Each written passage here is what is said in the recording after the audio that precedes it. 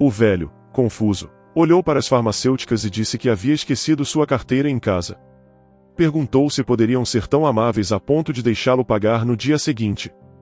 Ele precisava ir à estação procurar o filho e até ofereceu seu relógio como garantia. Valerie, com uma voz inflexível, disse que eles não poderiam aceitar aquele pagamento. Samantha se levantou como se quisesse provar que não havia nada do que falar. Então, Letícia, a única que teve pena do cliente, pediu a Valerie que anotasse o nome do medicamento. Ela então deu para o velho. Embarque nessa história emocionante agora. E se você já conhece o nosso canal, e quer nos ajudar a continuar te emocionando com mais vídeos, peço que nos ajude apertando o botão de gostei. Vamos ao vídeo. Letícia estava lavando o esfregão para não deixar marcas de sujeira no chão. Alan, por outro lado, tinha acabado de perder todo o seu dinheiro no cassino. Era evidente que ele viria mal-humorado. Talvez o que ele tinha, você poderia chamar de problema. Quando ele não estava jogando em um cassino, saía com garotas como se o objetivo que ele havia estabelecido na vida fosse desperdiçá-la por completo. Alan poderia viver feliz sem se preocupar com nada. Seu pai tinha deixado uma herança, uma cadeia de farmácias, um negócio bastante lucrativo. Mas é claro que quando alguém não sabe administrar uma coisa boa, essa coisa boa acaba. Letícia pensou que ficaria encantada se tivesse o que ele tinha. Ela agradeceria ao destino todos os dias. Ninguém se importava com ela. Ela não tinha herança, sua mãe morreu de pneumonia, após uma complicação de uma gripe grave quando Letícia tinha apenas 6 anos. Seu padrasto não se importava com nada. Letícia ainda se lembrava de como um dia algumas mulheres ligaram para sua casa dizendo que haviam vindo das autoridades tutelares. Eles tentaram falar com ele, seu padrasto, mas aparentemente ele nem entendeu muito bem o que eles queriam. Ele não as ouviu, não respondeu nada e simplesmente foi embora. E então, Letícia foi levada para um orfanato. Lá não era tão ruim. Qualquer coisa era melhor do que continuar com um padrasto bêbado e briguento em um apartamento vazio. Então, ela se acostumou bastante rápido. Todo o medo refletido em seus olhos deu lugar a uma triste reflexão quando atingiu a maioridade e tornou-se uma garota inteligente, comunicativa e muito razoável. Felizmente, um fundo que ajudou órfãos ofereceu a Letícia uma casa na periferia da cidade. Que luxo era de repente ter uma casa cuja dona era ela mesma, mesmo sendo um barraco meio abandonado que precisava de reformas por dentro e por fora. Para Letícia, parecia um verdadeiro palácio. Quando ela se sentiu melhor, foi porque nas noites, ela preparava uma infusão de hortelã que crescia atrás da casa e sentava na varanda ouvindo como o barulho do dia desaparecia e observando o mundo ao seu redor se preparar para dormir. Logo, Letícia conseguiu um emprego como vendedora em uma pequena loja que estava perto de sua casa. Ela poderia ir trabalhar andando e nunca precisou atender muitos clientes ao mesmo tempo. Letícia não se sentia confortável quando havia muitas pessoas por perto. Tendo crescido em um orfanato, ela deveria estar acostumada a estar sempre rodeada de muitas pessoas. Mas, por outro lado, quando estava no meio de tanta gente, sentia-se nervosa porque não conhecia aqueles rostos. Tinha a sensação de estar perdida entre a magnitude e não ser capaz de abrir caminho entre as pessoas para voltar para casa. Mas aquela lojinha era um lugar quase ideal para ela e teria permanecido por muito tempo se, após 4 meses de trabalho, um erro nas contas do caixa não tivesse sido descoberto. Letícia chorou na frente de seu chefe, mas não conseguiu provar sua inocência. Sua infância no orfanato, que o chefe já sabia, só aumentou a desconfiança dele. Letícia presumiu que o erro havia ocorrido por causa da outra caixa, Naira, mas não poderia provar nada. Naquele dia, com medo de chegar tarde em casa e forçando o encanador a esperar na porta, ela não contou o dinheiro na caixa registradora. Então, a primeira a avisar o chefe foi Naira, que por esse motivo ficou imediatamente fora de suspeita. O furioso dono da loja, José, gritou e sacudiu os punhos, ameaçando Letícia com a polícia e levando a questão para um tribunal. Mas, no final, a única coisa que ele fez foi assinar um papel no qual dizia que Letícia tinha que pagar a dívida. Sem formação universitária e sem experiência de trabalho em cargos de prestígio, ninguém iria contratá-la e a renda seria pouca. Ao longo dos meses, Letícia só conseguiu pagar 1/10 da dívida. Então, Letícia ficou tonta com a mera lembrança da primeira chamada telefônica que fizeram para ela e daquela voz rouca dizendo: "Garota, pague a dívida de José, ou você quer ter problemas?" Letícia ficou muito assustada quando percebeu que José se envolveu com uma gangue local para que eles o ajudassem. Ela teve que ter medo porque os colegas do orfanato sabiam que um grupo de pessoas estava andando por sua área, para o qual nem a polícia tinha muitas informações. Isso a fez entrar em pânico. De vez em quando, ela recebia mensagens ameaçadoras e várias vezes encontrou uma nota embaixo da porta dela que dizia: "É melhor você pagar a dívida." Ela não sabia quanto tempo tudo isso duraria, mas a situação se desenvolveu de forma completamente inesperada. Uma noite, uma tempestade terrível começou, e como se fosse determinado a privar a menina do que restava, um raio atingiu o telhado de sua antiga casa. Letícia ainda não havia apagado a luz e ocorreu um curto-circuito. As antigas vigas de madeira pegaram fogo e os bombeiros que responderam ao chamado da jovem não viram nada além de restos carbonizados do que tinha sido uma casa. Além de procurar trabalho, Letícia teve que começar a procurar por uma nova casa. Em toda essa história, havia uma vantagem. Ela teve que mudar o número de telefone e José e seus assistentes não conseguiram alcançá-la de forma alguma. Então, pelo menos, ela poderia ficar calma, aos poucos economizando dinheiro para pagar a dívida. Assustada como estava, ela procurou alojamento no outro extremo da cidade, e depois de uma longa busca, encontrou um lugar para morar. No final, Letícia encontrou uma opção. Dividir um apartamento com uma senhora muito simpática chamada Dona Odete, que era a proprietária. Imediatamente, começou a surgir uma boa relação entre elas. Letícia muitas vezes pensava que era como encontrar a avó que nunca teve e sempre quis ter. Nas profundezas de sua alma, ela esperava que o problema que teve com o trabalho se resolvesse sozinho, como por arte de magia. Mas milagres só acontecem quando não o esperamos. Letícia participou de muitas entrevistas, mas foi rejeitada em todas. Em um dia cinzento como tantos outros, ela entrou esgotada em uma farmácia. Embora certamente eles não lhe negassem um copo de água, eles não poderiam lhe oferecer nenhum trabalho.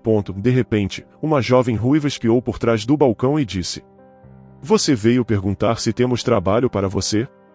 "Até temos. Você é boa com limpeza?"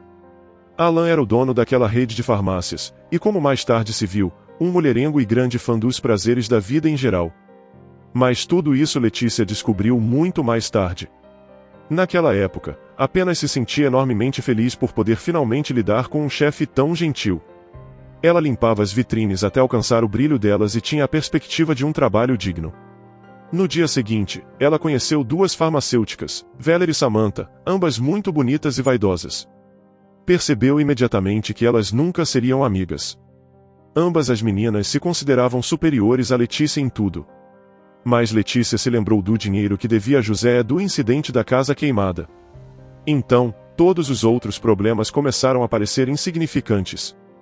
Alan prometeu que lhe daria outro cargo, e então, sem parar para pensar, ela se esforçou para esfregar o chão da farmácia da melhor maneira possível, que era sua principal tarefa, esperando que em breve sua vida tivesse uma mudança positiva. Coisas positivas aconteciam de vez em quando. Quando Alan passava pelo estabelecimento, sorria para Valerie e Samantha e animava Letícia com algum pequeno presente, um chocolate ou um buquê de flores. Ele costumava pegá-la pela mão. Alan olhou amorosamente nos olhos de Letícia e então correu novamente para fazer suas coisas. Parecia que ele nem se lembrava do que havia dito a ela sobre a outra posição que iria oferecer um dia. Valerie, ao ver o buquê de flores, perguntou se Letícia gostava de Alan ou se era ele quem sentia atração por ela. "O que ela está fazendo?" Letícia objetou, apertando as flores contra si mesma. "Alan é um bom homem. Ele não quer ser mais do que legal. Ele me deu trabalho na época mais difícil da minha vida e até prometeu que me ofereceria algo melhor no futuro." "Algo melhor, você diz?" Valerie riu. "Você acreditou, é claro. Você é realmente tão ingênua ou está fingindo? O que ele vai te oferecer? Você não tem escolha, cada posição requer treinamento profissional." "Qual você tem, Letícia?" Confusa, Letícia respondeu que só tinha o ensino médio. Valerie então respondeu que já sabia em que posição aquele mulherengo estava tentando convertê-la. Em sua próxima amante. Só que ele se cansava muito rápido, muitas vezes. Os olhos de Letícia se encheram de lágrimas e ela saiu sem nem perceber que as flores tinham caído no chão. Na próxima vez que viu o carro de Alan parando ao lado da farmácia, Letícia decidiu não esperar que ele entrasse, mas ela mesma correu para a rua para poder falar com ele sem testemunhas desnecessárias. O dono da farmácia ficou encorajado quando percebeu isso, já que ele via isso como uma expressão de simpatia. Mas ele não sabia que Letícia queria falar com ele sobre algo completamente diferente. Ela perguntou se era verdade que poderia aspirar a uma posição melhor na farmácia ou se ele simplesmente estava tentando animá-la naquele dia em que ela iniciou o trabalho. Posição melhor? Alan perguntou a ela. A jovem viu que ele não queria falar sobre trabalho. Você não gosta da posição que ocupa? Para a posição de farmacêutico, só posso contratar uma pessoa com estudos. Nas poucas horas que você tem sem trabalhar, você poderia gastá-las de uma maneira completamente diferente, melhor na verdade, ele disse a ela e tentou abraçá-la. Ela se afastou dele e sem dizer uma palavra, deixou o local. Alan se virou e voltou rapidamente para a farmácia. Letícia entendeu que o que Valerie lhe disse era verdade. Ela voltou do trabalho se sentindo muito chateada. De repente, notou um som fraco, mas persistente, vindo de um container de lixo. Parou, e obedecendo a um impulso interior, foi olhar o que estava dentro do container. Havia uma caixa de papelão lacrada com adesivo. Foi daquela caixa que o som vinha. Como é possível se livrar assim de um animal de estimação, sabendo perfeitamente que ele não tem mais chance de sobreviver assim, pensou a garota com raiva, que foi rapidamente substituída por um forte sentimento de tristeza. Sem esperar mais, começou a abrir a caixa, libertando a vítima. O pequeno prisioneiro acabou sendo um gatinho preto. Suas patas tremiam e ele olhou para seu salvador como se estivesse tentando determinar se a sorte que havia acabado de acontecer terminaria ali ou não. Letícia acariciou seu pelo macio e percebeu que não poderia mais ser separada dele. Claro que a velha Dona Odete não esperava nada disso, mas após ouvir o que aconteceu com Yumi, o nome que Letícia deu ao gato, suspirou e foi ver se ainda tinha alguma comida para dar ao gato. Yumi adorou a comida e depois bebeu um pouco de água e adormeceu nos braços de Letícia. A garota, sem saber porquê, se sentiu mais calma e à vontade com aquele pequeno animal nos braços e logo caiu em um sono profundo, segurando cuidadosamente seu novo amigo. Sua situação pareceu melhorar de verdade. Alan parou de trazer buquês de flores e chocolates para ela. Valerie e Samantha também pararam de incomodá-lo o tempo todo. Talvez eles finalmente tenham se acostumado a tê-la em sua farmácia. E em casa, aquela gatinha preta, chamada Yumi, estava sempre esperando pela jovem. A única coisa ruim foi que o negócio farmacêutico de Alan estava prestes a quebrar. Um dia, ao sair da farmácia, o homem de repente lhes disse que provavelmente teria que vender a farmácia em breve. Eles foram avisados a tempo de enviar currículos para outros lugares onde poderiam ser contratados. As meninas se entreolharam. Samantha foi a primeira a comentar sobre a situação. Não temos nada a temer. As empresas farmacêuticas se preocupam tanto com as pessoas de limpeza quanto com o chefe. Por que não é nessas posições onde eles geralmente colocam seus amigos? É muito possível que o novo chefe seja melhor que Alan, disse Samantha. Valerie e Letícia acenaram com a cabeça em silêncio e a vida continuou como sempre. Até que houve um dia em que um homem muito idoso, usando uma jaqueta velha, entrou na farmácia. Ele perguntou sobre um medicamento de que precisava, e quando soube que naquela farmácia eles tinham, ele começou a procurar dinheiro em seus bolsos. A busca não teve sucesso. O velho, confuso, olhou para as farmacêuticas e disse que havia esquecido sua carteira em casa. Perguntou se poderiam ser tão amáveis a ponto de deixá-lo pagar no dia seguinte. Ele precisava ir à estação procurar o filho e até ofereceu seu relógio como garantia. Valerie, com uma voz inflexível, disse que eles não poderiam aceitar aquele pagamento.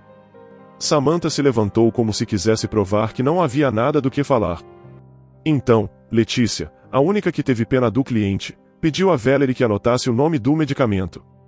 Ela então deu para o velho. Alguns minutos depois, foi Alan quem entrou na farmácia. Ele perguntou o que eram as palhaçadas que estavam acontecendo em seu estabelecimento. Letícia respondeu que poderia descontar do seu salário. Tudo indicava que o homem estava realmente mal, mas Alan não queria ouvir nenhuma desculpa. Após dizer a Letícia que ela estava demitida, ele ficou na farmácia a repreendendo. Letícia foi buscar suas coisas e estava fazendo isso devagar porque ainda não acreditava que tal injustiça monstruosa tinha ocorrido de verdade. Quando ela já estava indo em direção à saída com 2 bolsas cheias de suas coisas, o mesmo velho apareceu na porta acompanhado por um homem de terno de cor clara que parecia ser de alta classe. Filho, é esta senhora tão gentil quem salvou minha vida. Se não fosse por ela, você não teria me visto hoje na estação, disse o velho. Com as mãos trêmulas, ele deu a Letícia algumas notas. Você não precisa me pagar, ela disse. Se quiser, pode dar ao farmacêutico, porque já não trabalho lá. Mas por que é que eles te demitiram? Ele perguntou. Quem foi demitido? Questionou o filho do velho. Alan, o meu chefe, respondeu Letícia. Bem, agora ele é o meu ex-chefe. Eu já fiz o primeiro pagamento desta farmácia. Amanhã vou formalizar o pagamento final e este estabelecimento vai se tornar minha propriedade. Então, hoje você pode ir para casa, mas eu peço que amanhã você volte para trabalhar na farmácia. E claro, estou imensamente grato por como você cuidou do meu pai. Letícia olhou para ele surpresa com o que Valerie havia acabado de ver. Samantha olhou para o velho com raiva, como se ele fosse culpado de alguma coisa. Ele sorriu como se nada tivesse acontecido. O filho do velho continuou com uma expressão séria. No final, Letícia encontrou forças para acenar com a cabeça para o homem. Ele sorriu e se afastou um pouco da porta para deixá-la sair. Letícia levantou o rosto em direção ao sol do meio-dia e pensou rapidamente que realmente queria contar tudo para a senhora Odete. No dia seguinte, ao entrar na farmácia, Letícia descobriu algumas mudanças significativas no estabelecimento. No lugar de Valerie e Samantha, estavam 2 novas farmacêuticas atrás do balcão. Laura e Teresa. Elas eram muito diferentes. Laura era alta e parecia ser uma pessoa séria, e Teresa era uma mulher obesa e bem-humorada. Letícia não demorou a se dar bem com elas. Ao anoitecer, o novo dono da farmácia, Ricardo, ligou, e convidou Letícia para acompanhá-lo até sua sede. Atravessando timidamente os corredores do escritório, Letícia parecia completamente perdida e nem se atreveu a sentar naquela cadeira de couro que estava ao lado de uma mesa laqueada. Sente-se, mulher, não fique aí parada, disse Ricardo para animá-la. Gostaria de te conhecer um pouco melhor. Letícia, até agora eu só sei seu nome, e vejo que você é uma boa pessoa e que coloca os interesses dos outros acima dos seus. Eu quero que você conte algo sobre você. Estou pensando em mudar completamente a política de pessoal nesta rede de farmácias. Letícia já ficou envergonhada. Ela teve que falar sobre si mesma com um estranho. Ricardo não a apressou. Letícia suspirou e começou sua triste história. Sem perceber, falou ao novo chefe sobre a dívida que teve que pagar devido ao súbito erro na farmácia, a casa incendiada de Dona Odete e seu gato. Quando ela terminou sua história, Ricardo ficou pensativo por um tempo. Tudo que você me contou é um exemplo vívido do fato de que as falhas que temos em nossas vidas muitas vezes nos fazem crescer e nos tornam pessoas melhores. Olha, Letícia, você e eu vamos fazer isso dar certo. Em seguida, o homem disse: preciso de uma pessoa que controle e analise o faturamento nas minhas farmácias e me ofereça informações confiáveis. Como vejo que você é uma pessoa decente, posso confiar em você. Mas há uma condição para este trabalho. Eu preciso de uma pessoa que tenha formação profissional nessa área. Como você é órfã, você tem acesso gratuito aos estudos universitários. Embora, no seu caso, você teria que optar pelo ensino à distância, e isso exige muito esforço. Além disso, continuou ele, pedirei ao meu advogado para resolver seu problema de dívida. Se não é um fato de escassez devidamente documentado, significa que você foi simplesmente enganada por não ter experiência. Letícia exclamou com felicidade. Parece bom. Farei todo o esforço. Ela pensou que tudo isso era um sonho e não a realidade. Aquela folha de papel tão branca em que escreveu seu nome, aquela mesa com o computador em que se sentaria no dia seguinte para trabalhar naquele escritório tão bonito. Mas as surpresas não acabaram ali. Ao sair do escritório, ela encontrou o mesmo idoso que comprou o remédio. Que coincidência! Aliás, naquele dia eu não me apresentei. Meu nome é Eduardo, disse o velho, sorrindo gentilmente. Letícia riu quando viu que, em vez de sua jaqueta velha, o homem estava vestindo um terno e uma camisa cinza que pareciam roupas recém-compradas. Ricardo me pediu para comprar outras roupas, disse o idoso, envergonhado. Ele me repreendeu porque eu nunca gastei o dinheiro que ele me enviou e eu vivi sozinho na pensão. Por que eu gastaria mais do que o necessário nestes tempos em que vivemos? Nunca se sabe. Achei que sua empresa também poderia passar por dificuldades, e se um dia ele acabasse, talvez eu não soubesse que agora já era um homem rico. Bem, no final, nada de ruim aconteceu, muito pelo contrário. Meu filho está de volta e as coisas estão indo bem. Você realmente é uma boa garota, Letícia. Espero que meu filho um dia se case com uma garota assim, porque ele já tem 30 anos e ainda está sem uma parceira. Venha jantar em nossa casa um dia. Claro que ficarei encantada, Sr. Eduardo. Letícia riu em resposta, pensando em quão generoso o mundo era ao seu redor. Você acha que quem planta boas ações acaba, no final, colhendo o que plantou? Diga nos comentários. Se você gostou dessa história emocionante, peço, por favor, que deixe um gostei neste vídeo e compartilhe com seus amigos. E este outro vídeo que está aparecendo em sua tela agora, também é muito comovente, e certamente também vai te emocionar. Se inscreva no canal para não perder nenhuma novidade, e até o próximo vídeo.